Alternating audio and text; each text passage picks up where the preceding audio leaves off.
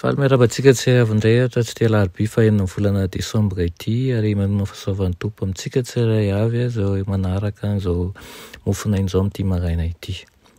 Alohan'ny hidirantsika ny amin'ny mofinainan'ny ora dia hivavaka isika. Tompoandriamanitra eo mbola velosoranao izahay, mbola tombontsoa lehibe no anananay anao eto. Misaotra anao ihany koa izay mbola manome fonaina mahavelona avy aminao, misaotra manome tombonandro, misaotra izay miahy momba anay rehetra ianao, mamaly vavaka ary manomana zavatsoa anay. Inoanay tokoa marina fa tsy mamela anay irery ianao raha eto izay hiankina aminao amin'izao maraina izao dia mety ezainao ankahery anay amin'ny fomba manokana. Amin'ny anaran'i Jesosy, amen. Lohatenin'ny mofinainantsika androany dia manao hoe tompon'ny lanitra. Nalaina amin'ny Jaona 10:7 manao hoe izao sy ny ray dia iray ihany. Amen.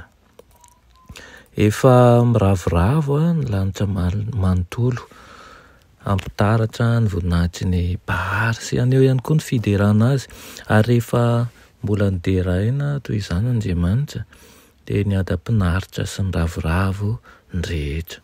Izao anefa fa nisy namala ampeo ka nanimba ny firindran'ny iran'ny lanitra, ny fanompoana ny tena sy ny fanandratana azy izay mifanohitra tamin'ny drafitra natao amin'ny mpamorona dia namoa foa eritreritratsy tao an-tsain'ireo izay nanao ny voninahitr'Andriamanitra ao ambony indrindra. Talao amin'ny Losifera ny filan-kevitry ny lanitra, nasehon'ny zanak'Andriamanitra azy ny fahalehibiazan'ny mpamorona, ny fahatsarany sy ny fahamarinana, ary koa ny fahamasehany lalàny sy ny tsy fiovany.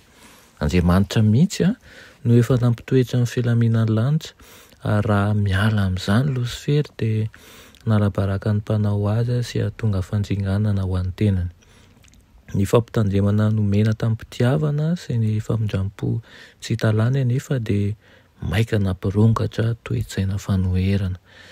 Navelan'ny Losifera anjaka ny fialonany an'i Kristy, ka maika koa mafy orina ny fahatapahan-keviny. Tsy niraisy ny ho fanomezan'Andriamanitra ireo ady ambony natolotra ny Losifera, ka tsy niteraka fankasitrahana ho an'ny bahary. Nireharea tamin'ny famerapiratany sy ny fisanjatany izy, ary naniry fatratra hitovy amin'Andriamanitra mihitsy aza. Notiaviny sy nohajain'ireo tafika ny lanitra izy.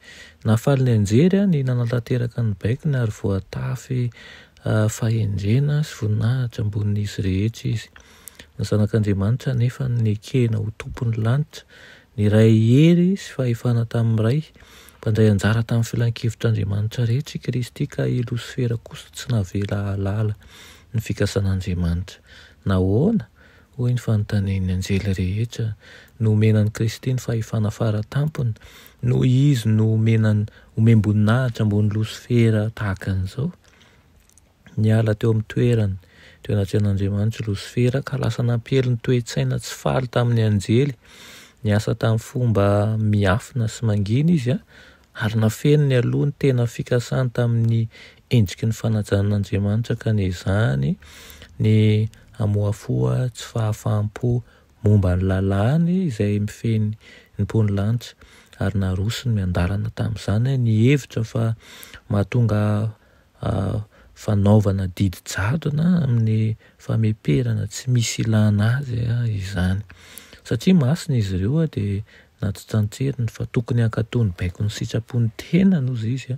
Ny anjely izany toe-tsaina fikomiana izany noentina namitahana ny rehetra mba iray tetika sy iray fomba aminy, ary izany nalavo an'i Losifera. Dia tahaka izany ihany koa aoka tsy ho adinontsika fa tsy miova amin'izany ny tetikadiny.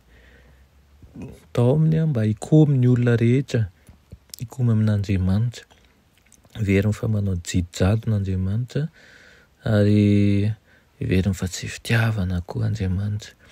Tahaka izany ihany koa dia indraindray misy herin'ny fikomiana any amin'ny toerana maro isan-karazany. Iny fa tsy avy ny fiangonana ary aoka tsy ianao tsy ho anatin'izany, fa mba hanana ny fahendrena rehetra avy amin'Andriamanitra. Angataka ny fanainy masina mba hitaridalana antsika raha misy zavatra izay matohina na tsy dia azo loatra dia aoka angataka vavaka amin'Andriamanitra isika, mibavaka sy ampanetretena amin'ny fifadikana no itsika angatana an'izany mba ho vahan'Andriamanitra lafy-javatra rehetra. Mba aminao tokoa na izany teny izany amin'ity maraina ity, tsarovy fa Kristy ilay Andriamanitra velona ny tompon'ny lanitra. Vavaka isika. Misaotra anao zay raha eo fa mbola nomenao izany teninao izany indray amin'ity maraina ity. Misaotra fa maposaka ny fahazavanao ary koa ny fahamarinanao aminay rehetra ianao. Mangataka aminao zay mba tafihinao ny herinao ary koa mba arovanao mba tsy voafitaky ny fampianarana zay tarika ny komy fa aoka ho amin'ny fitiavana, fanetretena ary zay avy aminao rery ihany no eo aminay. Anaran'i Jesosy, amen.